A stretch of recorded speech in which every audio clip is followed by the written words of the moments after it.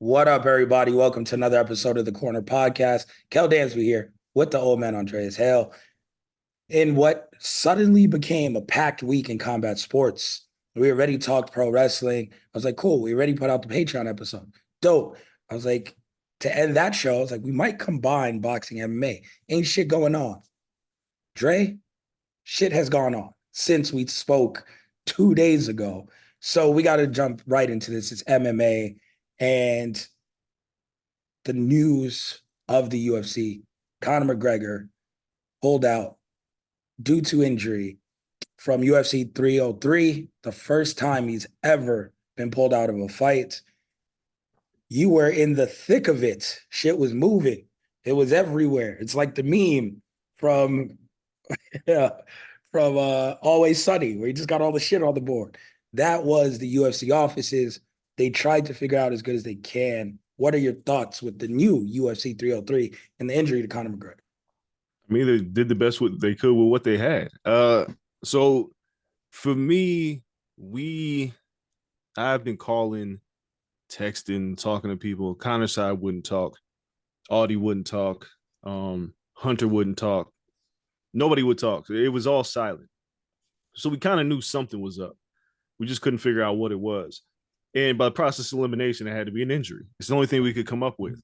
So yesterday, Thursday, we were pretty sure, given that now Ariel was also reporting that this fight was off. Like we were pretty sure about that. The the problem was, as we had talked to numerous people, and Brett Akamoto did the same, and what were they gonna do? Like who were they gonna put in?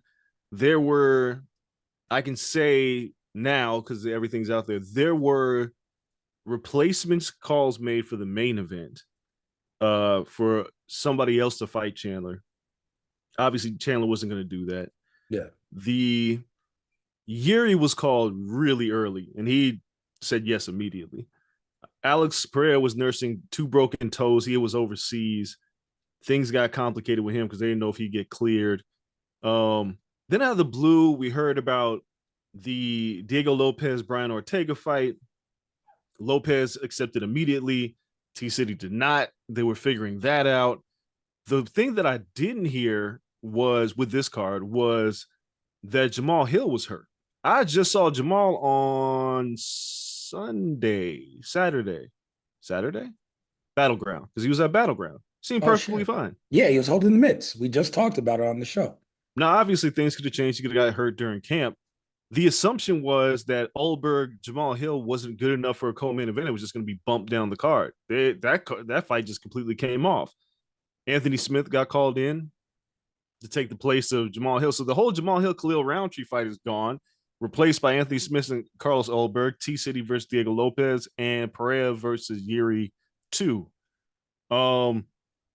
Weird. So last night I had like we a bunch of different stories prepped because we had no idea which direction they were going to go with this, and I thought, assuming, oh, in the midst of all this, Kamaev is sick, and we get word of that. Uh, didn't know what they were going to do about that. We knew there were so many moving parts. We're trying to figure out how they were going to operate in terms of announcing these things, and you figure they want to get all their ducks in a row. The Alascara fight was not the one I saw coming. Um, they pulled him. He didn't appear for media day for UFC Vegas, and immediately we were like, "Oh shit! Well, I guess they're going to pull Alaskarov." Now, for those who don't know, Alascarov's 2-0 in the UFC. His only loss in his MMA career is to Kamaev. That's his only Yep. loss. Now he's getting thrust into the main event for Saudi because they needed a fight against Whitaker. That happened. I thought my day's over. I'm going to go ahead and go to this MGM thing for the MGM 100 fights. So I go to that. I'm thinking the UFC is not going to make this announcement until Friday morning. Lo and behold, I'm sitting there. I'm sitting here trading kid pictures with Caleb Plant, and I look up, and my phone's blowing up. Then I see Adam Hill from the Review Journal, and he looks at me, and he was like, "Dana's on right now," and I was like, "Oh my god!" And yeah, here's the announcement. They did the best they could with what they had. Um, I'll say this. I say a lot of things about Dana that I don't agree with. I say a lot of things about how the UFC operates, but there is no promotion on earth that operates as nimble and as quickly to pull things together in the face of disaster like the UFC. This is the best they could have possibly done. Anybody else from poking around, anybody else that could have been involved in this card was already kind of tied up to something else. Obviously, Leon's fighting Bilal. Aspinall is fighting Curtis Blades. Can't pull that fight off in Manchester because it's very Eurocentric. You got Perth. Izzy's clearly just getting back into camp. Drickus has already accepted the fight, according to reports. You can't pull that fight too early. Max and Ilya seems like that's what's going to happen next. Can't do that. Willie Zhang is not the one that's going to replace anything. No. Alexa Grasso and Valentina Shevchenko seems clearly going to the Sphere with the Ultimate Fighter going on. So you can't do that in the middle of the damn season of the Ultimate Fighter. They had nowhere to go.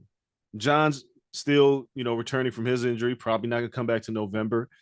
There was legitimately no place they could go, and they made lemonade out of lemons. And honestly, in terms of competitiveness, the card got better in terms of competitive fights.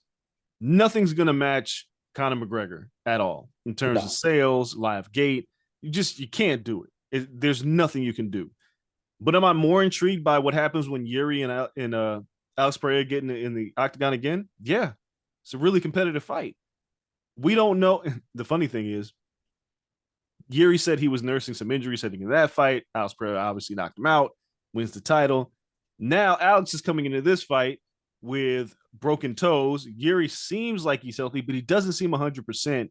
Even after his last fight in the win, he took a ton of leg kicks in that fight. Yeah. I don't know who's 100%, but I think that fight is wildly intriguing.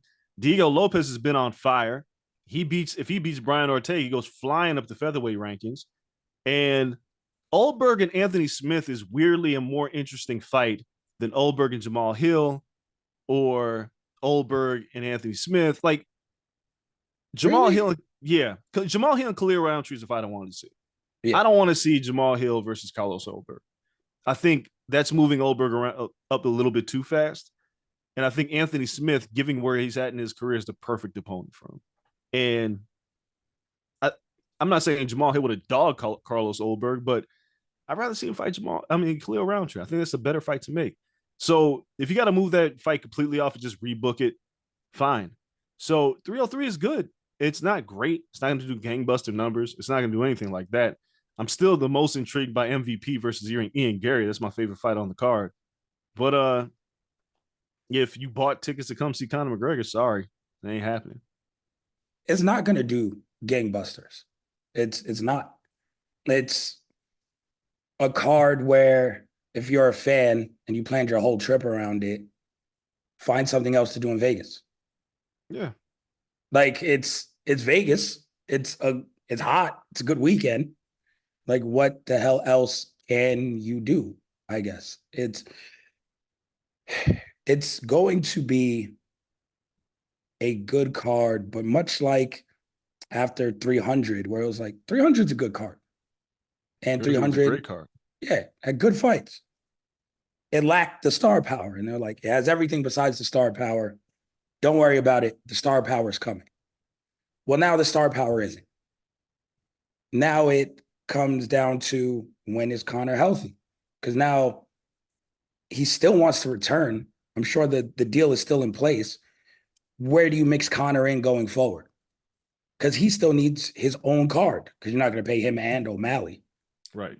You're not going to pay him and John Jones for New York. Do you keep Conor out now until December? I mean, I don't know if you have much of a choice. Like, unless you create another pay-per-view, you really don't have a choice. He's not going to fight in Manchester. He's not going to fight in Perth.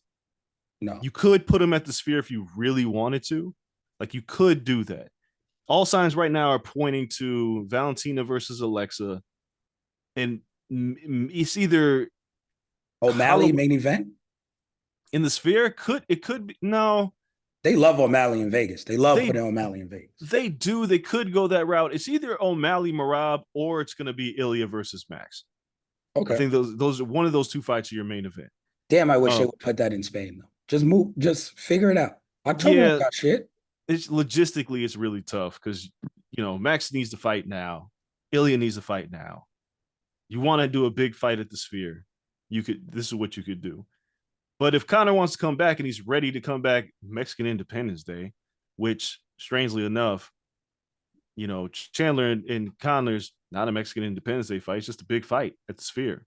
That might be the route they end up going. But if they don't go that route, now you're looking at November, December. And hopefully November is New York and November's New York and John. I mean, if John's completely ready to go, and you also have to wonder about Stipe. Like, there is no guarantees with either of these two fighters right now. That is true. Another injury to that fight is devastating. Then you got to walk away. I mean, should have walked away now. Like, Stipe, come on, man. How many years we got to wait till Stipe? Stipe ain't doing shit else. Yeah, he's not. But he's gonna get trucked. Like, there is, in my mind, and I think in a lot of fans' minds, there is no interest in John Jones versus Stipe. The only person who's interested in that fight are the two fighters. John Jones. Yeah. Oh, it's Stipe. It's one last check, and for John, it's to say I beat the greatest heavyweight of all time. Yeah, like, and I get it with John, but it's like that fight doesn't move me. But I think the idea is that you want Conor to fight in Vegas. Like, you want to break a live gate in Vegas, and I think that's the plan. I just don't know how they pull it off.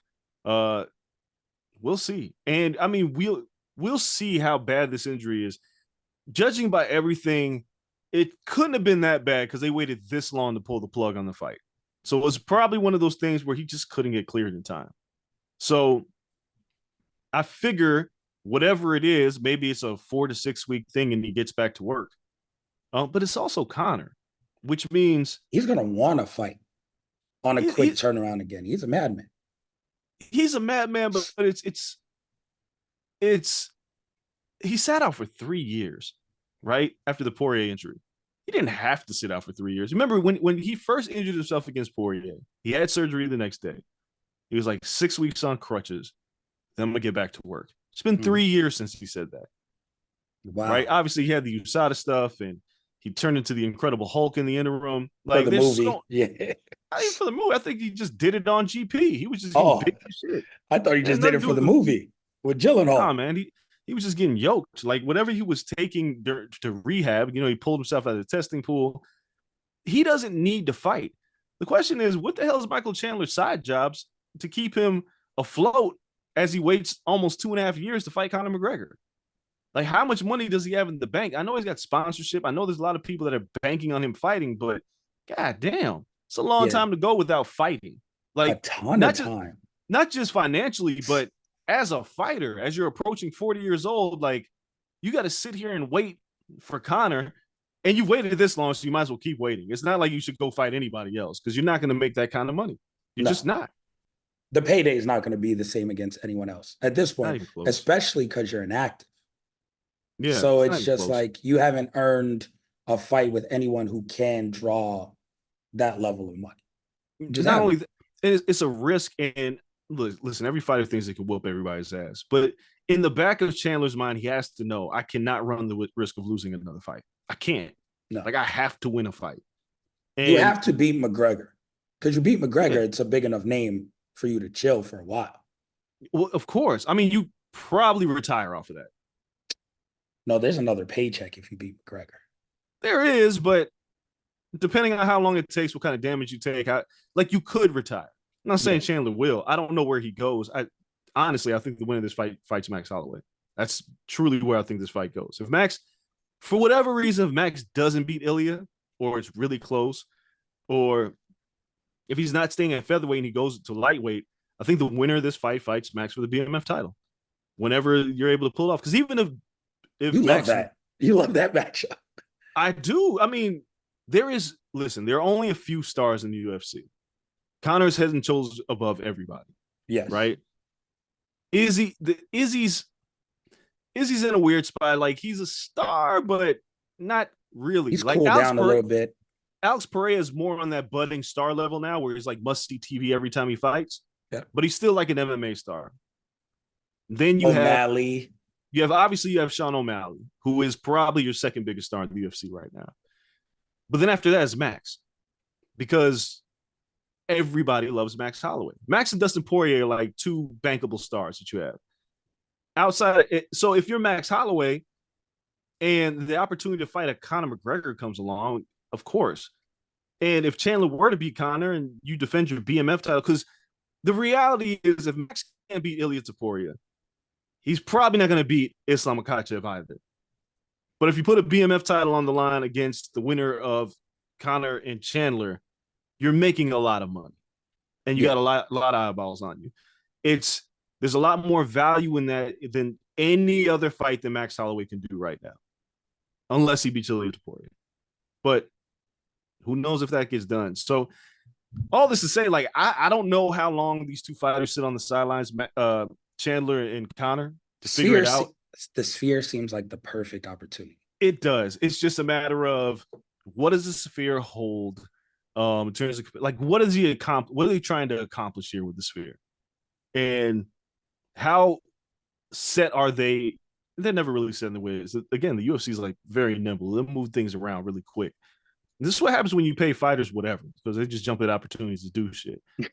So I think that's the move is to do it as the Sphere. Make sure you put Raul Rosas on the card. Make sure you have Alexa Grasso and Valentina on the card. Find you another Mexican fighter to put on the card because you got to. Brandon Moreno says he's going to be out for the while, so it's probably not going to be him. And you just do gangbusters with that card. I figure it's the only way that I really see this working out, and it ain't too far. We're getting to the middle of June. Conor probably be out.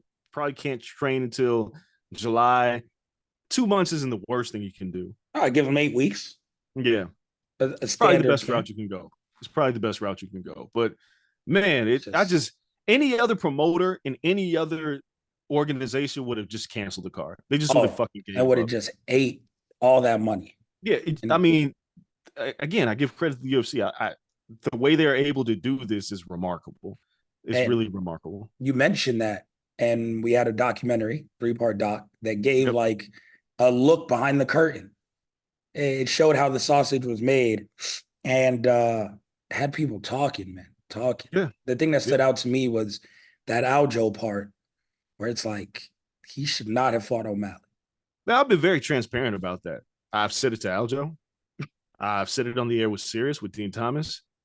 I said Aljo was dumb for taking that fight. I said it the day that the fight was booked. I was like, this is stupid. Because why are you doing this? Right? Like, you know who you are. And now that we've seen it, Hunter Campbell and Dana White's job is to make fights, right? And Hunter Campbell is the man who makes the calls. Dana comes up with the game plan. Hunter, McMaynard, Sean Shelby, they all sit in that war room and they go, all right, cool, make the call. When I think the dumbest thing a fighter can do as champion is win a fight and start negotiating your next fight directly after the fight you were in, right? Yep. Hunter Campbell goes to Aljamain Sterling after he beats Henry Cejudo, presents Sean O'Malley, which O'Malley enters the octagon. We have the whole issue with Merab stealing Sean's jacket and all that shit happens. And Hunter's basically like, so is this what you want to do? And Aljo's like, yeah. And I'm like, bro, you haven't even had a chance to think about how your body is feeling right now. And Hunter just kind of lays it out like, hey, man, we're thinking August, Boston, you and O'Malley, big fight. He says, yeah, this becomes Aljo's fault because you said, yeah, and they're going to hold you to it. Now that you had the managers there should have been like, hold on. Well, again, that's what should like, if I'm a manager, this is always the issue with like the UFC because they're really cool with a lot of the managers to the point where they feel like they can go to the fighters. I'd be one of those managers like, don't talk to my fighter without me. Like I'm like my fighter's lawyer. Like I was about to say that's the lawyer in your household. Yeah, it's you like, learned enough from your wife. Be like, no. Shut the fuck up until you got representation. Like, don't say shit.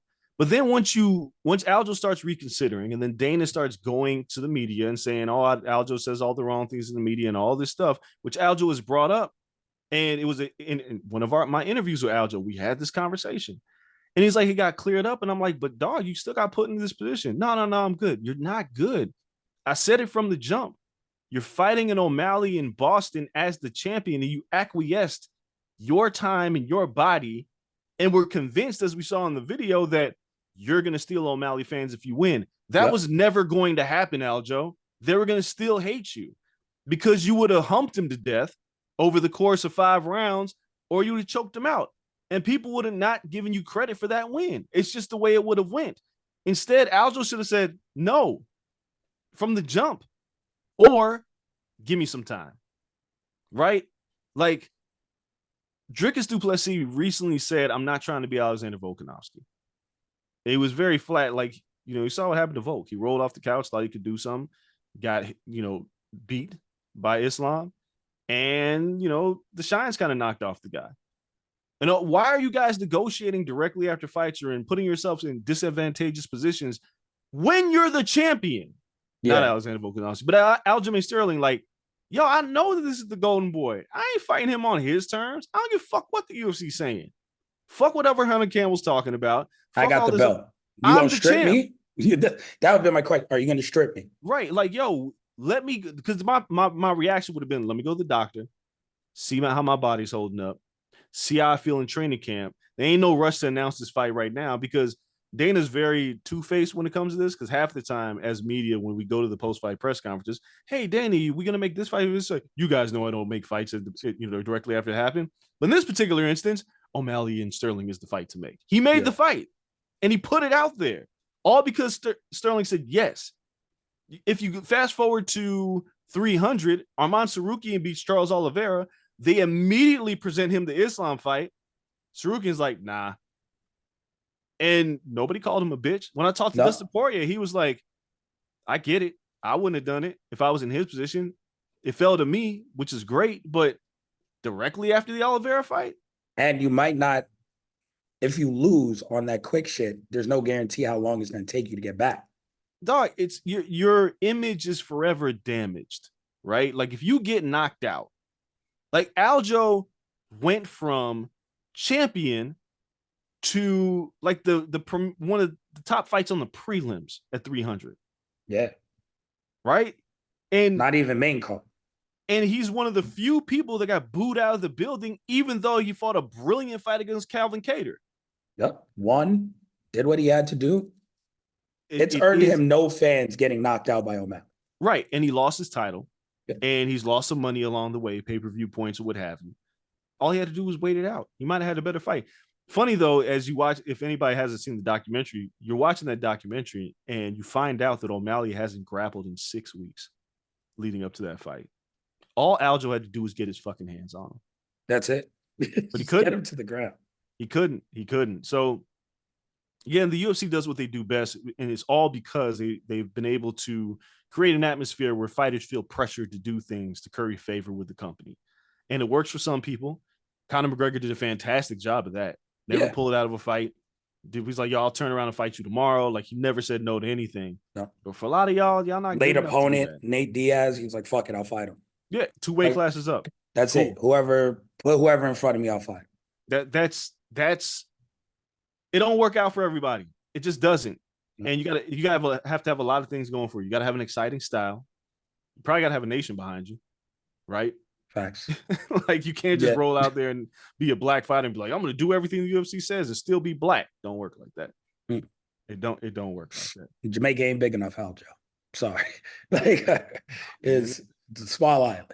Can we talk about this real quick before we move on to something else?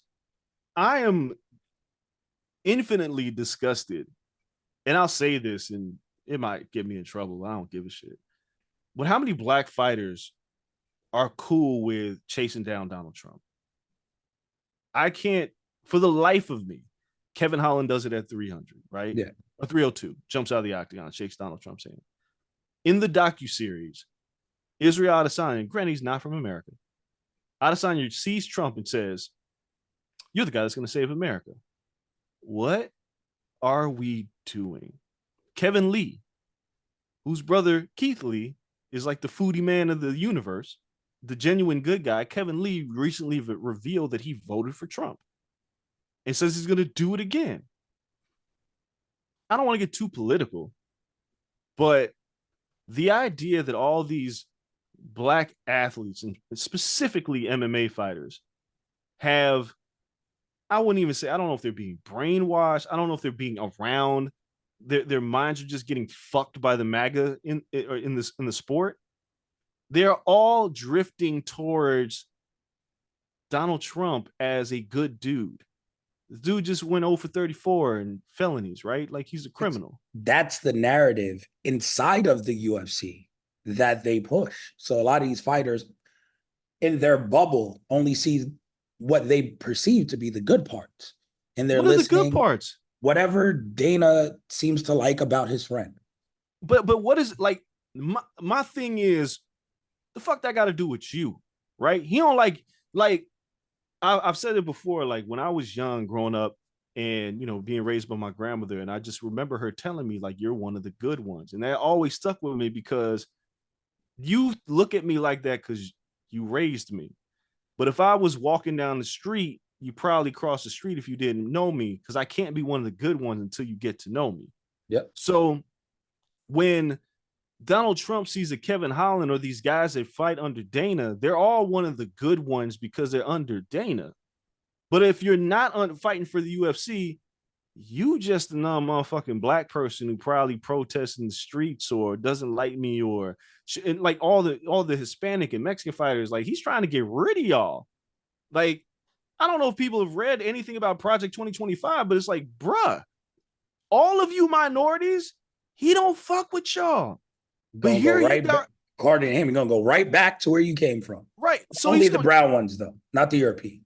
They can stay. We know how that rolls, but it's like this is so painful. And so last night, without saying too much about it, I had a conversation. I was just having a conversation with a few people when I got to the MGM 100 fights thing, and people in the boxing industry. And they saw me because obviously I'm not covering the fight this weekend. I'm at the Apex, which has been completely stripped. Joshua Van and Shiri's off the card now, and Alascara was the co-main event. Now he's off the card. I don't know what I'm watching tomorrow night. But they were like, yeah, so how's it going over there? Right? All these boxing people, right?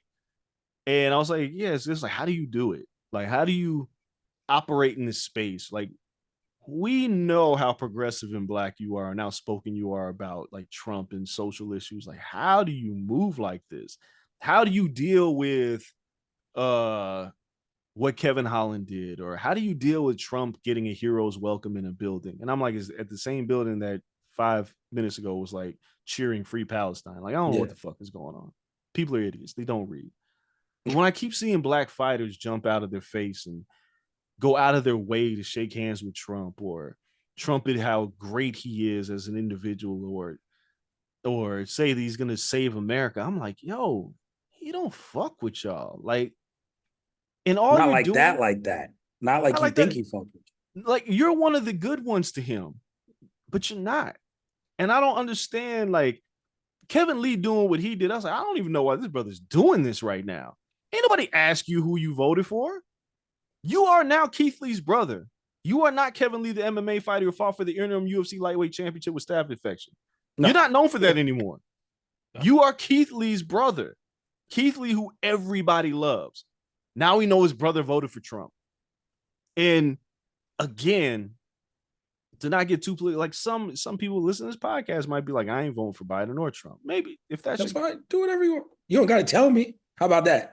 Yeah, I mean, look, man. If you tell me, I'm going to tell you what not to do. Right? Yeah. If you tell me you're not going to vote, I'm going to say take your ass to the booth and vote for Biden. Like if you tell me these things, I'm going to tell you. But if you don't tell me, I don't know, and I'm better off that way. I'm better off not knowing what the fuck your political allegiance is, or how you can sit there advocating for black people and black issues and Black Lives Matter and then be like, I ain't voting for Biden, I'm voting for Trump. Like, I don't understand what the fuck is wrong with y'all. I don't understand how you just associate yourselves with the enemy that just showed you who he was not too long ago. All to say, like, I could converse with people who have voted for Trump. Like, we can have a conversation how I respectfully disagree with your dumbass opinions. Yeah. But I ain't gonna befriend you, and I ain't never gonna be the dude that's gonna go out of my way to shake Trump's hand. I'm never gonna do that. I promise y'all listening to this podcast during my time at ESPN, because I'm certain I'm gonna see Trump more and more often at these fights. Oh, for the rest of the year, 100%. You will never see me shake that man's hand. No, it's a campaign trail at this point for him. Yeah, but they can't make me do it. Nobody can make me do it. Like, I will never shake that man's hand.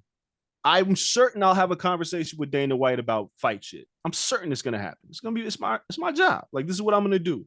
I'm certain I'm gonna sit down with Hunter Campbell. I'm certain I'm going to sit down with these guys, have interviews and conversations, but they will never drift into the political, because if it does, it'll get ugly.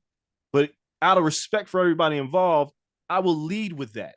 Let's not do this, because it ain't going to go the way that you think it's going to go. And it'll make us all look bad at the end of the day. And they ain't gonna bring you in for that. Like, just keeping it like a buck. Like, they're not gonna bring you in and be like, yo, Dre, how about you go in there and UFC wants to talk about X, Y, and Z politics. They'll never do that, but I'll just be very clear. Like, don't even bring it up. Like, hey, Trump is here. I don't give a fuck. Fuck him and fuck everybody that rides with him. If you want to act like that, fuck you too. It's really hard to be like black in the sport in 2024 when like every fighter that you think is cool is not. Like, I've seen Jamal, like, man, it's so hard because we had Jamal Hill on the podcast. Yeah. And I see Jamal Hill like shouting out Andrew Tate. All right. Then we have Kevin Holland, who now is hunting and doing all kinds of white boy shit, which is fine, whatever. But which is cool. I mean, it's not for me, but that's cool. Which is fine. But then you jump out and it's like, you got to shake hands with Trump. I don't get it. I feel like Dustin Poirier was in such a strange position at 302 because of all accounts of the people that I've talked to and everybody I've been around and talking to Poirier himself, Poirier's not like that. He's very one of us. Like, he's very. But at that point, it's like, yeah, what the fuck do you do? But they're cheering for him. Like, they hated Islam. And it's like, God damn, these hillbillies like me. Ugh. It's like the Caitlin Clark situation. Yeah, you're kind of like, stuck. You're kind of stuck because they're cheering for you, but you know why they're cheering for you, and it's very cringy. It is. It's like, what the fuck are you supposed to do? Tell people to shut up? Yeah. I don't know, man. I just felt the need to have to say that because it's through like, you can do what you want, you can vote for whoever you want, just don't tell me. Because if you tell me, now I have an opinion about you. I don't know why y'all can't shut up. I don't know why Kevin Holland couldn't wait to dap up Donald Trump behind the scenes. I don't know why you had to, like, I don't go out of my house to go shake hands with racists. I don't go out of my way to do that. It's just not my thing. I just don't do that. When Adesanya said, hey, the man's going to say, you didn't have to say that. Yeah. How? See, because then you open up for shit like, okay, how? I don't care. Why are you saying this? I don't understand what they're like. Again, if I ran into Sexy Red and I'm like, hey, man, you're bringing feminism back to hip hop. Like, what are we doing here? Right? Like, I don't need to say this. Hi. She also wanted to vote for Donald Trump, I believe. Yeah, she said Donald Trump gave us money, which shows you how uneducated you are. Right? Like, y'all don't read, but be out here just gleaning social media and then be like, oh, Trump didn't give us stimulus money. That wasn't Trump's decision. Trump's decision is for you not to have control over your bodies anymore, ladies. What are y'all doing? Yeah, that's a Supreme Court instituting shit like this. FYI, they banned something again today. I was looking at that shit this morning. Every day they banned something. Oh, no, they took away the ban of the like super fast trigger shit on guns that led to the shooting here in Vegas, and it was banned since then. Yeah, it's no longer banned. FYI, the bump stock things. By the way, someone can now shoot 100 people again in 5 minutes. But in case you want to go to the public event space. This is why, like, I'm an advocate for y'all, like, educating yourselves before you vote, because it's a little scary when you vote and don't know what the hell you're voting for, or don't understand like what the Supreme Court is and who like Alito and Clarence Thomas are and why we got to get them the fuck out of here. But you die in that seat. You do. But if you get appointed, like, Trump is appointing the homies. Yeah. And this is how things like abortion get overturned. For lifetime hookups, just appointing the home.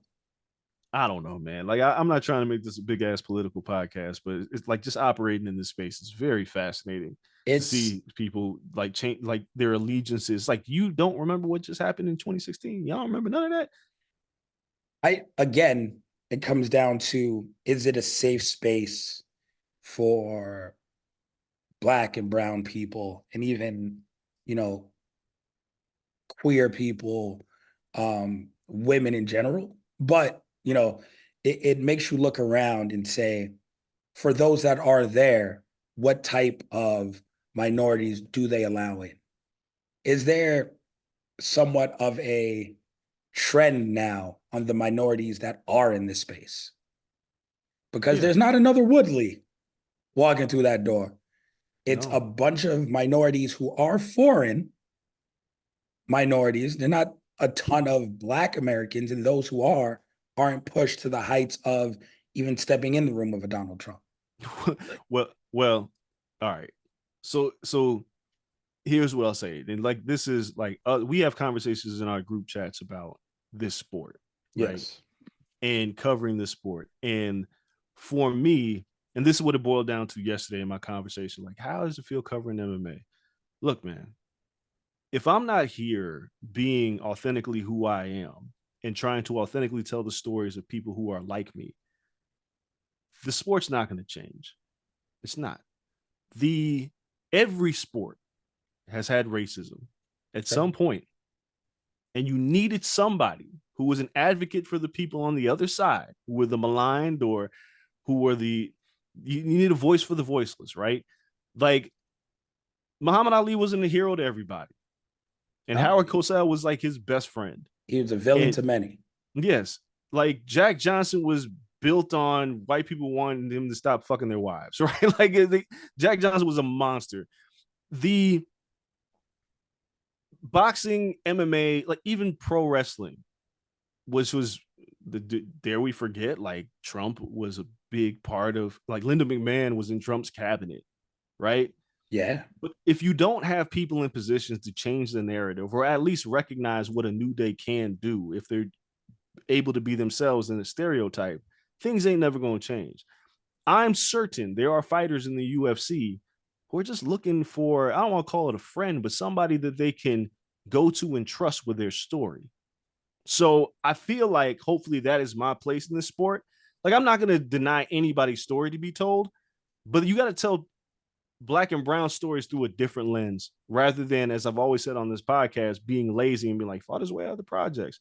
As we talk about, when we shift to boxing for the next episode, I'm going to talk about like Gervonta Davis and how his story's not been properly told, because unless you are a Black person who came from, or knows anybody who came from Baltimore, you have to understand that the mere fact that he's competing on June 15th is head and shoulders above what he should have done. He was a small kid in Baltimore who wanted to box, but Baltimore was going to kick his ass every day of the week. He just happened to fight. Yep. So any transgressions that he has are almost forgivable because he was never supposed to make it to begin with, but we're not telling the story right. There are fighters in the UFC who I'm certain are not like big Trump fans, or certain that they want to see changes in the sport, or certainly want to see more Black and brown people, LGBTQ people. Their stories are not being told. They're not. And they're not being able to be identified by fans to root for them. Like, Tyron Woodley was in such a tough spot. And I told him this before. I wish I was at ESPN so I could elevate your story about being in the streets of Ferguson, your hometown, when Mike Brown got killed and you was on the front line of those protests. Because those stories are important. But if you don't have the right people telling them, or if you have a bunch of like middle-aged white dudes that just don't care about those stories, they're not going to get told. They're going to feel like you're on an island for most of your career. In the case of Aljamain Sterling, I feel like, I could be totally wrong about this, but I feel like Aljo's just completely misguided because of his surroundings. I feel like if there were more people like me around him, he would understand why retweeting a Candace Owens tweet and then saying, what's wrong with what she said, is something he wouldn't do, because he'd have people that would pull his coat and be like, yo, don't do that. Izzy's the Here's same why. way. Yeah. You know what I'm saying? Like, if you still want to go ahead and do it, go for it. But I don't think there's anybody there like that's going to tell Aljo that, yeah, Andrew Tate, probably not, bro. Probably not. You probably don't want to do that, right? Bobby Green, Jamal Hill, like, you look down the list of Black fighters in the UFC, I'm fairly certain that some of them have never thought that far about community and culture and Black issues, and they don't have anybody to sound off on, so they just go with what's around them. Chris Curtis is really good friends with Sean Strickland. What? Like, they do. I get it. He's your friend. He's your training partner. I get it. But at the same time, you don't feel strong enough that you could push back in his ideologies and the shit that he does. You can go, hey, man, I know that dude. He ain't got no filter, but you ain't gonna make me look like a fool in public, right? We're gonna have to hammer this out. Yep. And we can still be friends, but I might have to punch it out of you sometimes. I don't think we have enough voices in MMA that advocate for minority groups and progressives. And that's the reason why the sport looks like the way it looks. Like, how am I supposed to draw? Not me, but how's the sport supposed to draw fans that are Black, that are from these communities, if the stories that are being told are not about Black and brown people from these communities? Like, why would I watch this sport? Yeah. And we're kind of in the catch-22 because, well, as we tell these stories as journalists, as podcasts, we've had all these people on the show. All these UFC fighters, we're talking about Black fighters, we had them all on the show. Trying to elevate the voices of all the minorities. When UFC gives us a guest every week, which you guys don't go anywhere, we have a UFC guest coming up after this. It's no, it's no shock that we ask them, send over minorities. We want to elevate those voices. We want to tell these stories on our podcast. With that being said, it's also, if we get 5 Black people into UFC, which we've gotten several listeners into MMA, and they told us this, I kind of feel bad if they tune in and their first show is UFC 302 and they see Trump, being paraded around the arena. They'd be like, oh, fuck. I feel like I kind of set them up for the okey doke. It's that catch-22 of, we're trying to bring people to a sport and combat sports because we thoroughly enjoy it, but it may not be the safest of spaces for them. No, it may not be. And it's like, we're trying to make it, like, fuck it, we're trying to kick in the door and make it that safe space. But sometimes it's like the sport is battling against us while doing so. It is, and it's going to. And for me, it's like, that's why I'm not embarrassed to cover this sport. I'm not ashamed to say I cover MMA, because, like, yeah, I've only been at ESPN shortly, but if I have an opportunity to be a Blackface talking about this sport knowledgeably in the sport and not like a former fighter kind of way, that's what, shout out to DC, but he's a former fighter. That's why he's there. But Brett Akamoto ain't never fought. You know what I'm saying? Mark Ramondi never fought. And if you keep likening the sport to only white people, and then my Black ass show up and talking to whoever, because it's not like I'm only asking to talk to Black fighters. Like, I just want to tell your story. Your stories are important, but also handling it in a nuanced way where I understand, like, I'm not out here just trying to push an agenda. Like, I know this sport. So if me being on whatever show or whatever thing that you see online talking MMA gets you interested in the sport, and maybe you want to try it, or maybe you want to learn how to write about it, or maybe you want to go to a fight, it's the only way the sport's going to change. Yeah. Because, God damn it, the NBA wasn't Black initially. The Celtics were the white team of the world, even though they had Bill Russell, who was the most progressive Black man in the world, right at the time. Champion, player, coach, everything. But when you look at old videos of the NBA, you're like, damn, where all the Black people at? Now, then it got super Black. Now it's like Euro and Black, right? But the fans, like the fan base, the people that talk about it, they're Black and brown faces. And it's because Black and brown faces have dominated the sport. Yep. We have to be the voice of the people that are in our sport because we understand who they are. Like, fighting is a universal language. Everybody likes to see somebody get punched in the face, whether they deserve it or not. But sometimes you got to figure out why and how. These things are important. It's like I always shout out Angie Hill, good friend. We posted shoulders together. I root for every time she fights. I can't help myself. Angie jumped to Gilly and got it. I can't help myself off of that. But it's people like that who are still true to who they are, that those stories are important to tell. So yeah, I'm going to continue to cover this. You never, like, all this to say, no matter what you do, you're not going to push me out of this sport. You're not. Yeah. Like, I got here. Like, I'm at ESPN now from a long road to get here, from music journalism to Jay-Z's Life and Times to writing for every MMA magazine and website. And now I'm here. So you're going to see me. And I'm not going to be ashamed to say I cover this sport. When Trump comes in, I just ain't going to talk to him because that's not what I do. But everything else is what I'm here for. So yeah, man. That was a lot, but I felt like a nuanced conversation. Yeah, but we got to talk about that shit. So no, everyone, we appreciate you This will be out. Make sure you guys watch it. All the moving and shaking going on in the UFC. Stay tuned. We still got a guest on the back end of this as well. Check out our pro wrestling and our boxing episodes too for this week. Tons of stuff and a new episode on Patreon. Don't go anywhere. Be right back right after this. All right, everybody. As promised, we are here with our guest this week from the UFC, Brady Bam Bam Heistan, joining us right now on the Corner Podcast. Brady, thank you. As you guys can hear, recording this from home. Had to run from the Gervonta Davis grand arrivals here to talk to Brady. So worth it, man. It's been very interesting. I've when they told us you were going to be on the show last week, I was like, this is cool. You might be the youngest guest they've given us in the year and Oh, a really? half we've been doing this. Yeah. When I saw 1999 on there, I was like, I I gotta check in with Brady. Brady, what was your first MMA fight that you remember watching? Dude, that's a good question. Well, my dad was a big UFC fan, so I remember watching Anderson Silva. I don't remember who he fought. Like the longest memory I have is just I was like, "Who's that guy?" And my my dad was like, his nickname's the Spider." So all I remember is watching Anderson Silva fight this dude, and he knocked him out with like a flying knee or something crazy like that. And so that was my oldest memory of UFC and MMA, but it definitely stuck with me.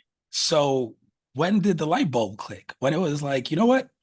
I'm gonna fight for a living. And I'm sure your dad is very happy that you're in the Yeah. UFC. But yeah, when did it like click? Like, okay, I kind of want to do this. I feel like I kind of found it a little bit differently. I was when I was 13, I started doing jujitsu. And so I started just grappling and I fell in love with it. And it wasn't ever that I was like, oh, I'm gonna be in the UFC. It's like I just kept grappling.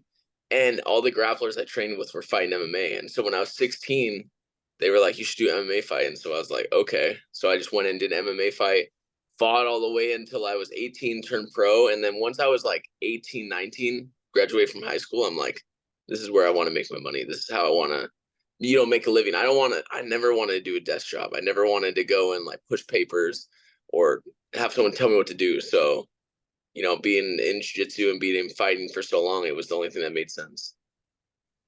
Are you shocked? I mean, honestly, because a lot of people are like, I knew this was gonna happen. Are you shocked you got to the UFC so fast?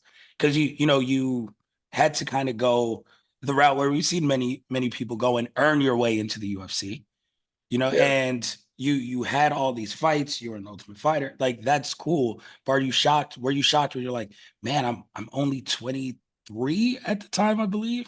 You're like, I'm already here. Were you shocked at how fast you got there? And anything surprised you when you made that UFC debut? Well, I was 21 when I got on the show of The Ultimate Fighter.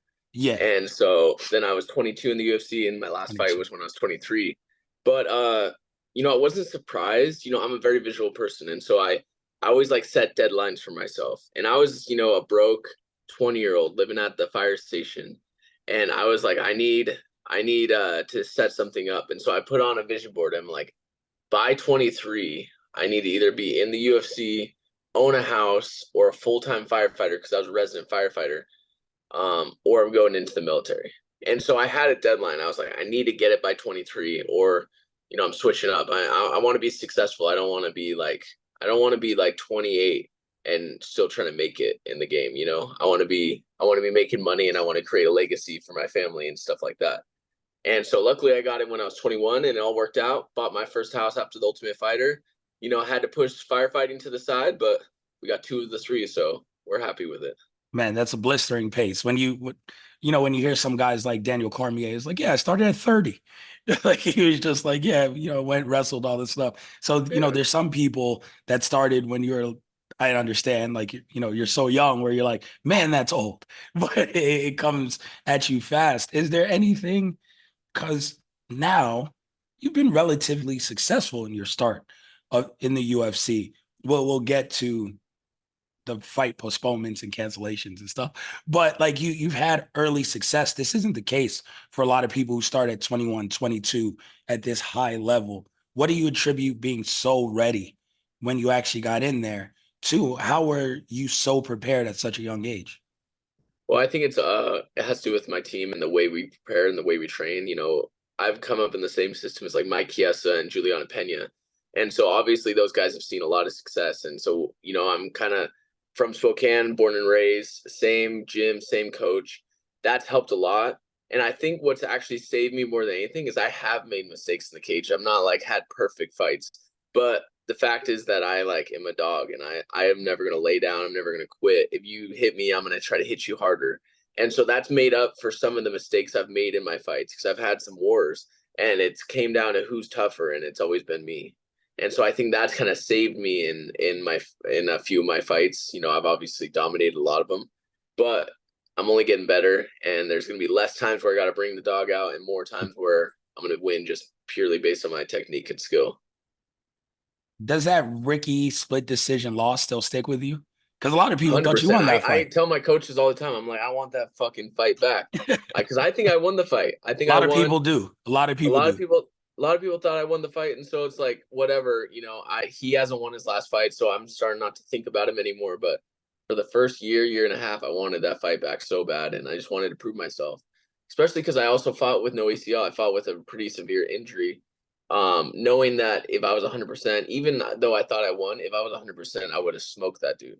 But at the end of the day, I can't go back and change it. It is what it is. I shouldn't have been given the opportunity to get close. Yeah. I should have just beat him hands down. I should have finished him. You never leave it in the hands of the judges. So with that, it was a big learning experience. Luckily, I still got my contract with the UFC, and we've been winning ever since.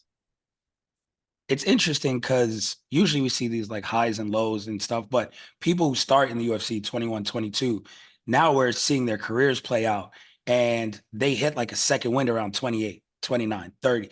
Some of the most successful people, we just saw Dustin Poirier fight again. He started when he was your age. Max Holloway started young when he was your age. All these people we see like when they're 21. Charles Oliveira, who I believe went like 5-5 because he started when he was 21 in the UFC and then didn't lose again for like 6 years.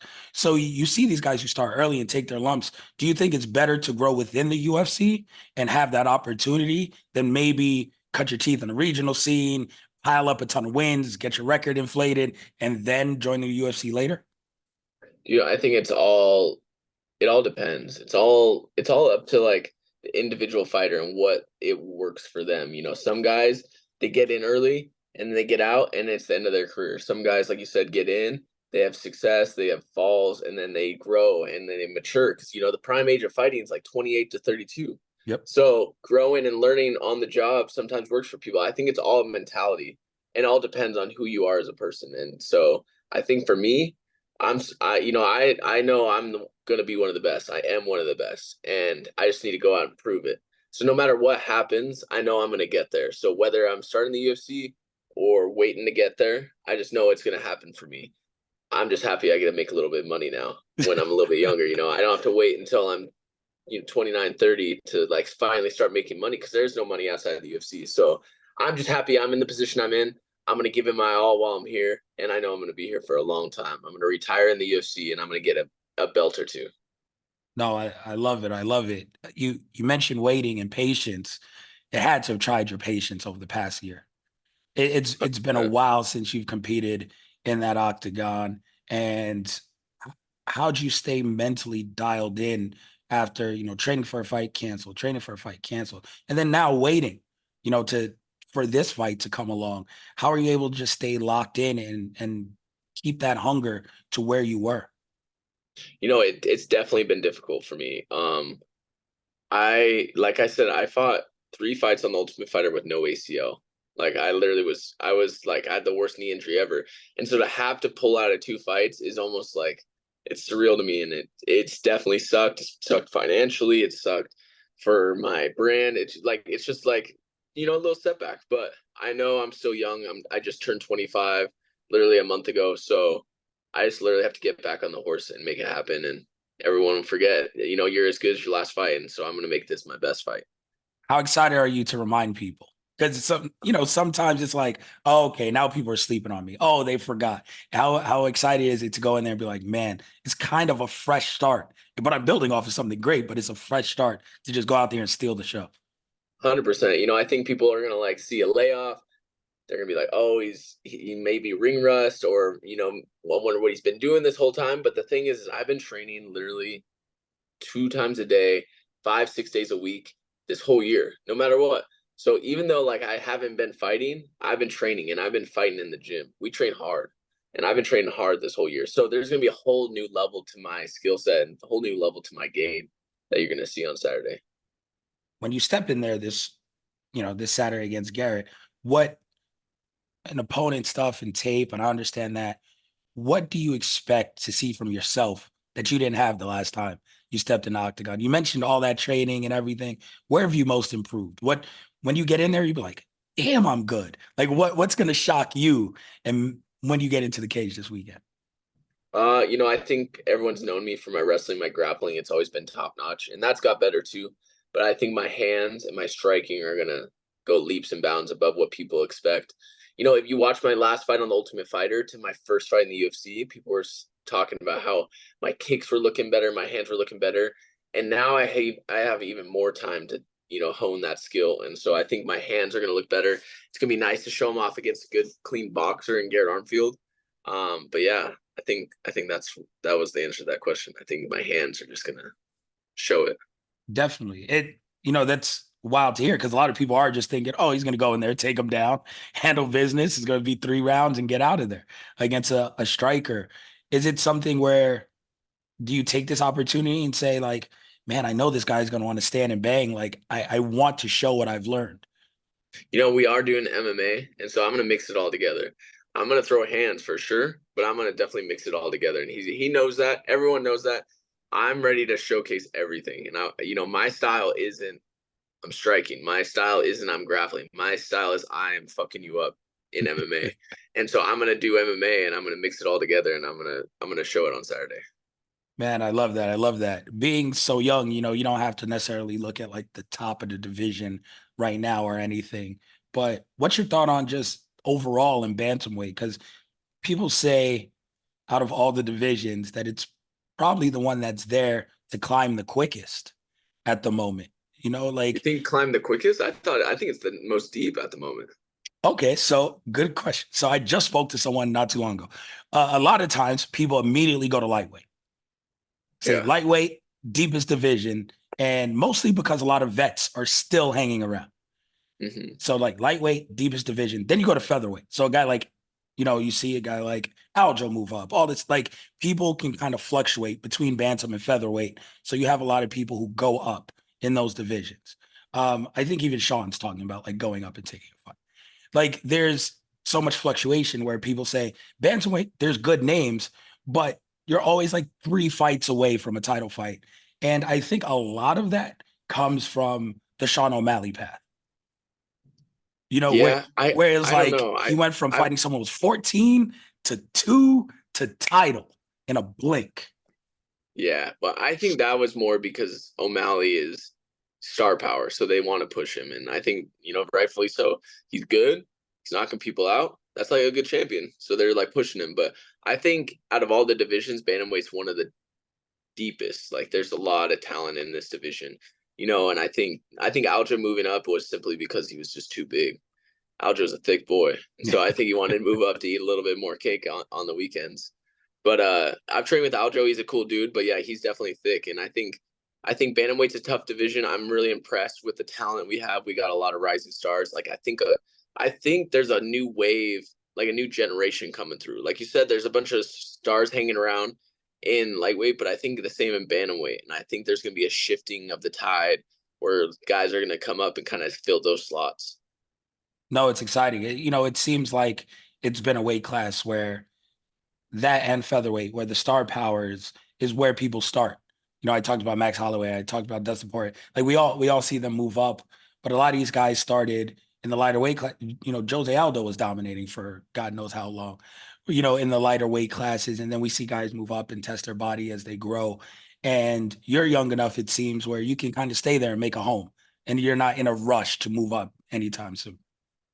No, as long as my body is able to cut the weight, I think I'll stay at 35. I think at some point, 35 is getting farther and farther away. So I think at some point I'm definitely gonna have to go to featherweight. It was way easier when I was 21 on the Ultimate Fighter to make weight, but now it's like I'm walking 5 pounds heavier, and it's only getting farther and farther. But for now, this weight cut's going smooth. I'm feeling great. I'm gonna hang around for as long as I can. Last thing, how do you finish it this weekend? You're getting your hand raised, no doubt, but how does it end? I think I just put a pace, a pressure. I mix it all together. I don't have a specific game plan on how I'm going to finish it, but it's going to happen. And I think round 2, maybe round 3, I finally wear him out, and then I make him quit. I think I melt him in the second or third. I love it, man. People are excited to see you back in the octagon. The UFC is excited. They gave you, to us as a guest, and they do this, to kind of build people. How fast do you want to get back in the octagon? Because you're gonna give people something to be like, damn, I want to see this guy again. It's been too long. Like, is it something where you've been out for so long where you're like, man, I'm trying to fight like 3 times to end the year? That's perfect. Yeah, like I literally want to fight as much as possible, at least 2 more times this year. At least if I can get 3 in this year, I'll be happy. I'll be happy. Because we're the 6th month. If I can Yep. fight 2 months and then 2 months again, or I'll be happy. Get another one in before winter and then one in right before the holidays so I can grub out. I'll be happy with that. I like it. Listen, man, let's put the good energy into the realm. I want to see you here in Vegas for the Sphere. That'd be a great showcase for you in September. I would love, love, love to see you on that card. And then, there's always that Vegas card to end in December. Just stick around here. That's it. Just be Yeah. like, hey, I'm from the West Hey, I Coast. I'll like come down Vegas. from I like the tax. Washington. I know the Vegas is nice. The taxes are nice. It's only an hour and a half flight for me. Vegas is perfect. See, this is what we got to do. We'll make it happen, man. Brady, thank you for taking time out. I know still training, still working hard, weight cut. Appreciate it, man. Thank you for taking time out speaking with us. Yeah, thank you, brother. I appreciate it. Thanks for your Thank time. you. All right, everyone. Again, make sure you guys check out Bam Bam's fight this weekend with the UFC. Check us out on all platforms, wherever you guys listen to podcasts. Of course, check us out on YouTube where you can see this full interview as well. Till next time, for myself, for Andreas Hale, who had to run because it is fight week, we're out.